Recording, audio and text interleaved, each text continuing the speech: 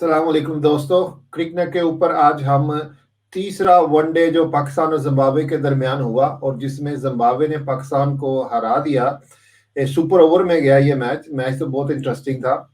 उसके ऊपर हम डिस्कस करेंगे कि क्या वजह थी कि जिम्बाब्वे पाकिस्तान को हरा गया, जो कि जिम्बाब्वे तो 14वीं टीम है, 14 नंबर की टीम है, यानी 14th है इन रैंकिंग।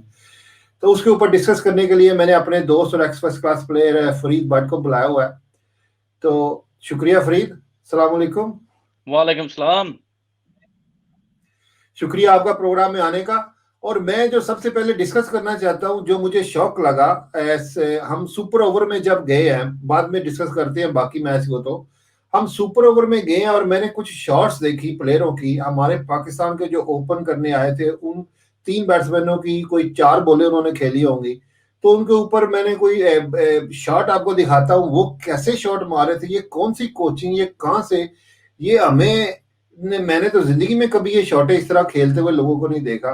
ये जरा शॉट्स देखे और उसके बाद आपको मैं जिम्बाब्वे के भी शॉट देखे जो उन्होंने विनिंग शॉट लगाई है, वो किस तरह खेलती है, और ये उसके ऊपर भी डिस्कस करते हैं। जी फरीद, आपने देखा हमारे सब बैट्समैनों ने चार बॉलें खेली हैं, मुंह उठा के, आंखें बंद करके। ये मैं ऐसे देख रहा हूँ जैसे हमारे जो बर्तानिया में उस लोग नहीं, हमारे आपस में एशियन लोग हम खेलते हैं, जो रेगुलर प्लेयर नहीं होते। और पाकिस्तान में भी मिंटो पार्क में ऐसी क्रिकेट होती होगी, या टेप बॉल के साथ ऐसी क्रिकेट होती, कोई गुल्ली डंडा ऐसे खेलते होंगे, कोई गोल्फ खेलते होंगे। और मुझे बताया तो सही, ये किस तरह की शॉटें खेल रहे हैं, ये क्या हो रहा है कोचिंग में? आप इसके ऊपर क्या कहते हैं? सबसे पहले तो मैं आपको बता दूं कि इनकी कोई प्लानिंग थी कि सुपर ओवर की।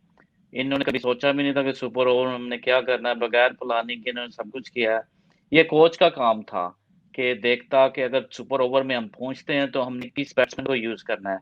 और इन्होंने वो शॉट्स मारे हैं बगैर प्लानिंग के ऊपर, बगैर देखे बॉल को। और बिल्कुल ये इंटरनेशनल लेवल की बैटिंग नहीं थी। ठीक है, हमारा जो कोच है उसको समझ ही नहीं है अगर सुपर ओवर आ गया तो मैंने कौन से बैट्समैन यूज करने हैं। उसने जो उसको पसंद थे उसने उनको भेजा है। इस क्रिकेट के अंदर ये चीज नहीं चलती। अगर वो हैदर अली को भेजता जो प्रॉपर प्लेयर था, जो अच्छा प्लेयर है यंगस्टर, उसको भेजता, उसके साथ बाबर आजम आता या फखर जमान आता। ये उसकी प्लानिंग होनी चाहिए। शॉट आपने देखे हैं वो एक्सेप्टेबल नहीं है इंटरनेशनल क्रिकेट के अंदर। उनके एक तो उन्होंने जिम्बाब्वे को इतना इजी लिया, उसके बाद बगैर प्लानिंग के उन्होंने टीम प्लेयर्स को भेजा, उन्होंने बगैर प्लानिंग के शॉट्स मारे। उन्होंने देखिए क्रिकेट ग्राउंड इतनी बड़ी है, आप कहीं शॉट मार सकते हो। उन्होंने एक ही शॉट मारनी थी, लेग साइड पे नहीं मारना है। तो देखो, हालांकि वो आंखें मुंह बंद कर, आंखें बंद करके पता नहीं शॉट मार रहे हैं। ये हर बंदा ही, सारे इसी माइंडसेट में आए हैं कि बस हमने ऐसे खेलना है। कोई और अच्छा, इसके ऊपर बात करते हैं, ये प्लेयर सही भेजे थे सुपर ओवर में? ये जिस बंदे को नहीं टीम से बाहर होना चाहिए था, उसको नहीं आपने उस बहुत सेंटर स्टेज दे दी। और एक लड़का देखे पहला वन मेरा मेरे ख्याल, वो जो खुश दिल शाह है, खुश दिल है जो लड़का, उसको भी देखे दे दिया इतना इंपॉर्टेंट प्लेयर। पहली बात है कि ये इंटरनेशनल क्रिकेट है, इसमें लाइकिंग डिसलाइकिंग नहीं होनी चाहिए। ठीक है, बगैर आपके कोच को कोई प्लानिंग नहीं थी उसकी, उसने सोचा भी नहीं था सुपर ओवर के बारे में। हालांकि कोच करता क्या है यार, कोच करता क्या? उसके सामने ऐसी शॉट मारे उस बंदे को, तो पूरा वो एक साल के लिए उसकी अपनी क्लब क्रिकेट से बाहर बैठा देना चाहिए एक साल के लिए, ताकि यंगस्टर को पता लगे यार इस तरह नहीं खेलते। ये तो आप प्रोफेशनल लोगों की बात कर रहे हैं। बिल्कुल देखे, ये अनप्रोफेशनल क्रिकेट खेली उन्होंने उस दिन जिम्बाब्वे के खिलाफ। और कोच ने देखे, आपका कोच बहुत डिफेंसिव है। उसको जो क्रिकेट आजकल हो रही है वो अग्रेसिव हो रही है, और कोच आपका बहुत जो है ना अग्रेसिव नहीं है, और डिफेंसिव है। और आपको अग्रेसिव कोच चाहिए, अग्रेसिव कैप्टन चाहिए। दोनों बिल्कुल मैच नहीं कर रहे इंटरनेशनल क्रिकेट के साथ। अब दोनों ही कोच अगर ग्रेजुएट।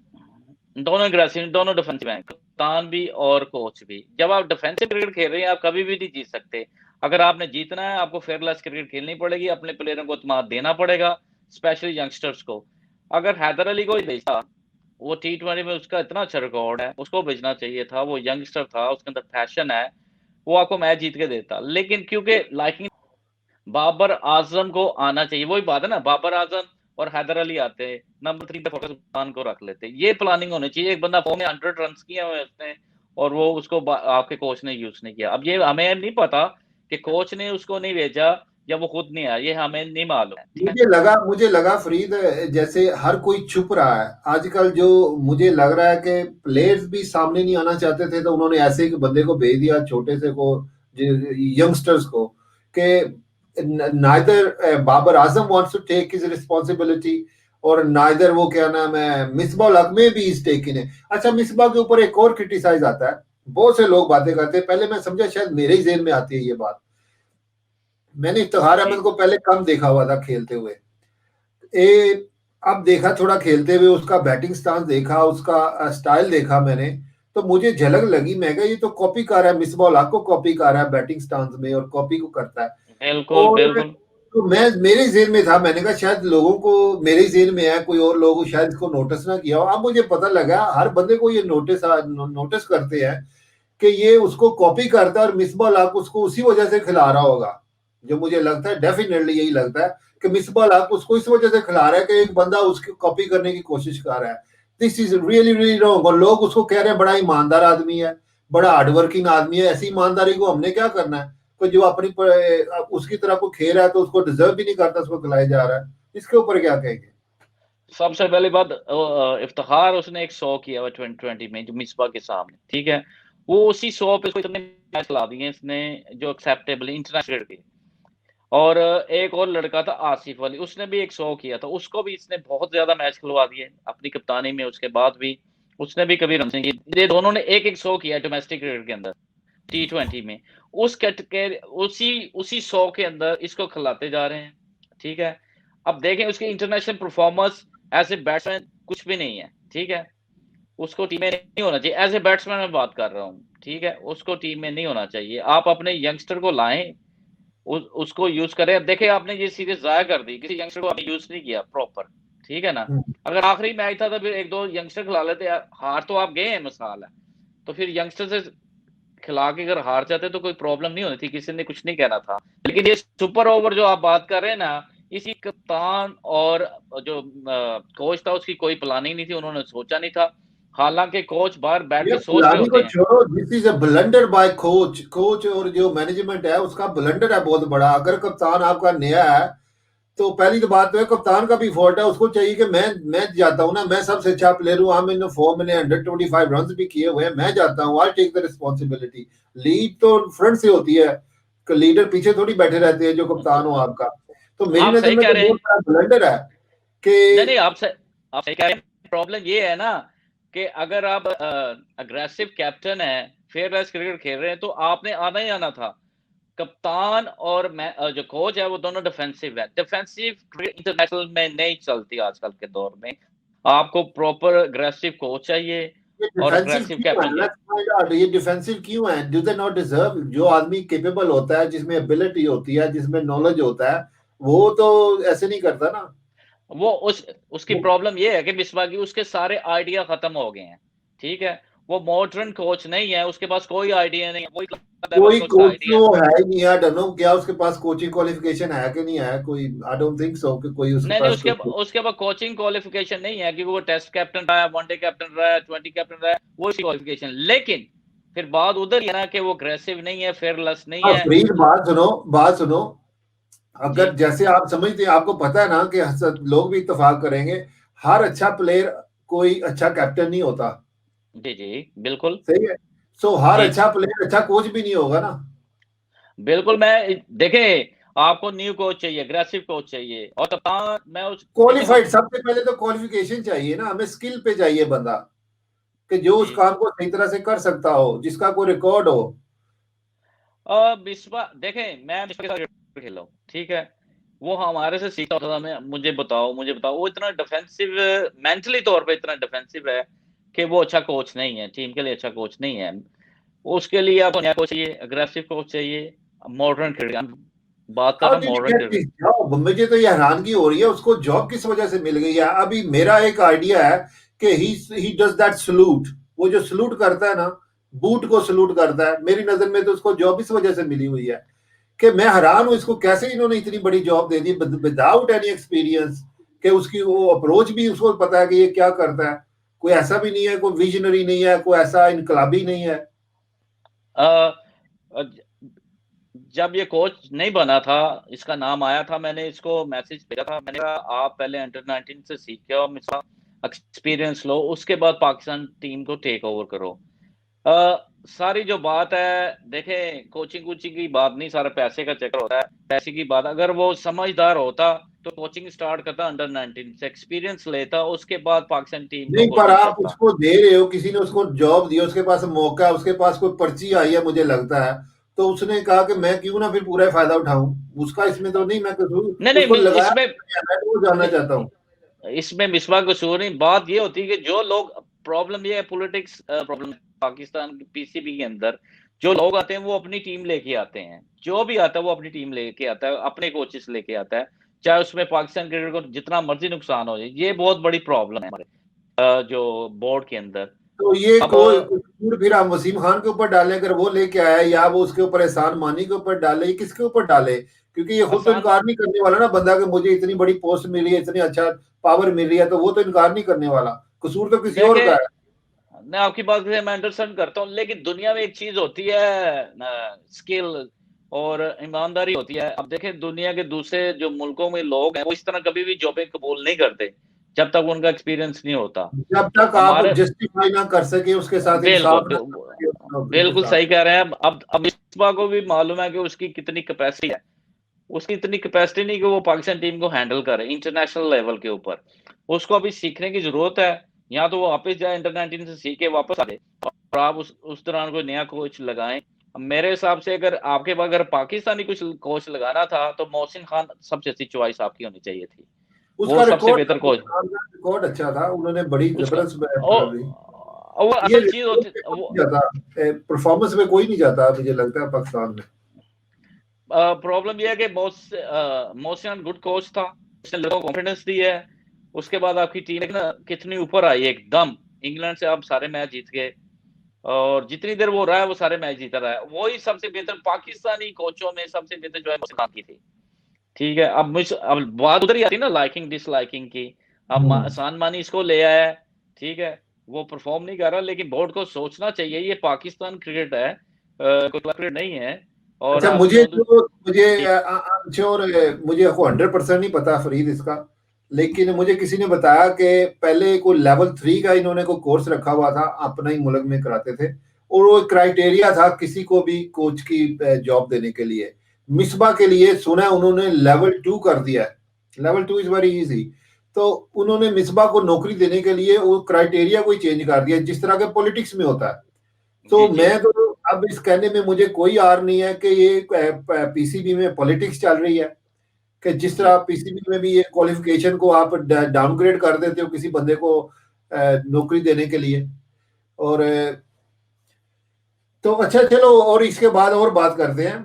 ये जो जी हमारे बेस्ट ऑलराउंडर जो इसको टीम में है, 25 मैच खेल चुके हैं, फहीम अशरफ, इनकी बॉलिंग परफॉर्म, इनकी एवरेज है 13 पॉइंट, नो 111, 111 के ऊपर ये 25 मैच खेल चुके हैं, और बैटिंग में इनकी एवरेज है 13.21। 25, ये कैसे ऑलराउंडर है? ये क्या हो रहा है? तो पाकिस्तान में कोई कहत पड़ गया कोई प्लेयर्स का, ऑलराउंडर्स का? देखें, सबसे पहली बात तो ये है कि अगर पाकिस्तान टीम में कोई बंदा भी आता है, कोई प्लेयर यंग आता है, वो हाँ, परफॉर्मेंस पे आता है।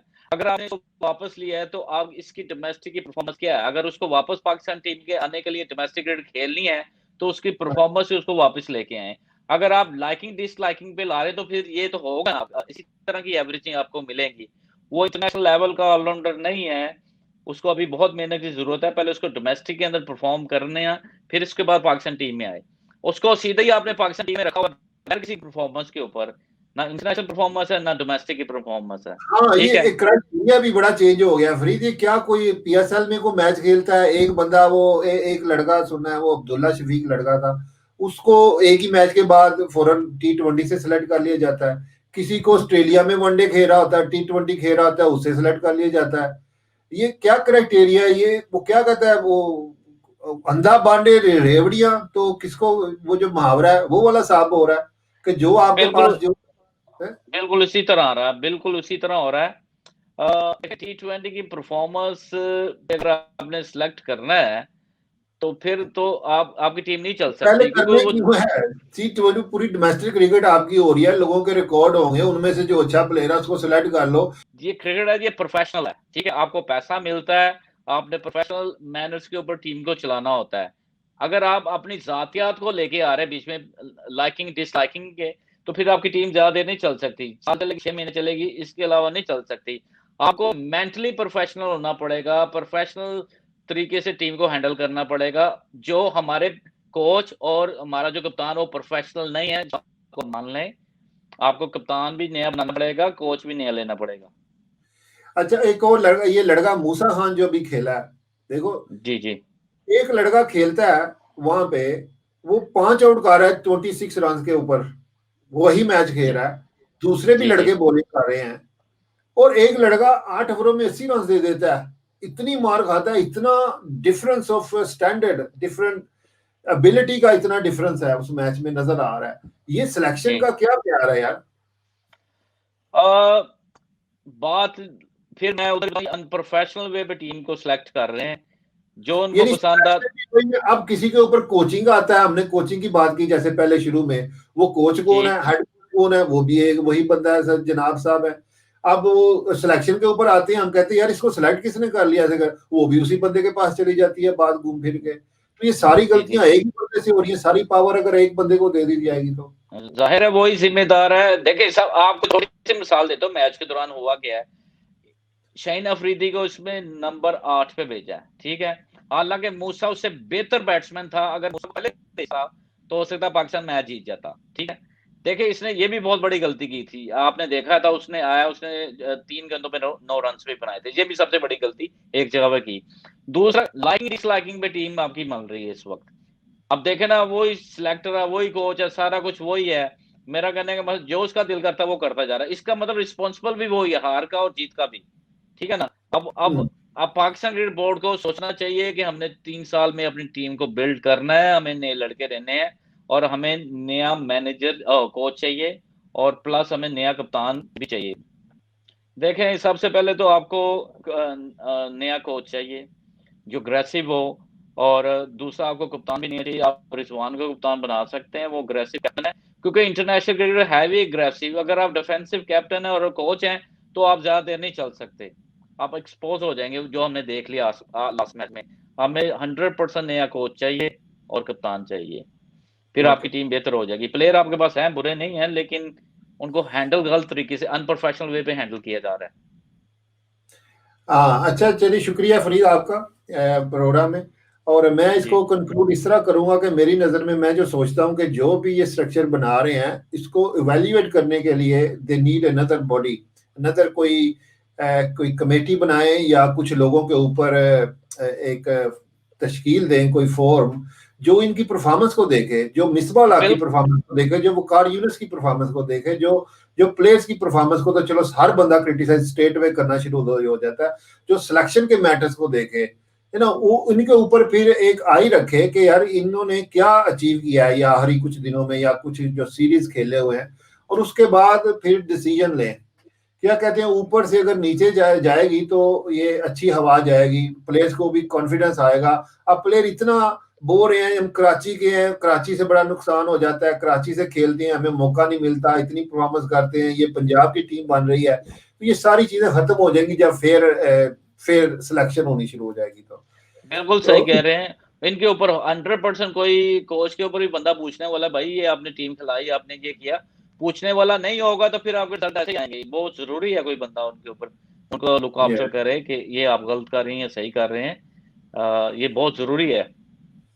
चले, उम्मीद है ये 2020 में, अब देखो 2020 तो काफी क्लोज होगा, क्योंकि इसमें तो वैसे ही मैच बड़ा क्लोज हो जाता है, नो मैटर कैसा जी, भी जी। कौन से मुल्क से आप खेल रहे हो, तो जी, देखने जी। वालों के लिए ये अच्छा अच्छा है कि हमें एक एक्साइटिंग T20 भी देखने को मिलेगी, और मुझे उम्मीद है कि हम उसके ऊपर फिर हम डिस्कस करेंगे और पाकिस्तान अपनी पिछली गलतियों से सीख के आगे की तरफ आएगा। और दूसरी तरफ जिम्बाब्वे ने बहुत अच्छा खेला, उन्होंने पाकिस्तानियों के दिल जीत लिया, ट्रमेंडस उनके फास्ट बॉलर, उनके स्पिनर ब्रेंडन टेलर, और वो बैट्समैन जो बड़े जबरदस्त उन्होंने खेले हैं, और इंशाल्लाह एक कॉन्टेस्ट बहुत अच्छा होगा T20 का। तो अगले प्रोग्राम के लिए मिलते हैं दोबारा फिर, और प्रोग्राम पसंद आए तो लाइक कीजिए, सब्सक्राइब कीजिए और दोस्तों से शेयर कीजिए, फीडबैक दीजिए अगर आपको कोई बात बुरी लगी, कोई बात अच्छी लगी, तो और किस तरह हम इसको इम्प्रूव कर सकते हैं। तो शुक्रिया, अपना ख्याल रखिएगा। ओके, अल्लाह हाफिज।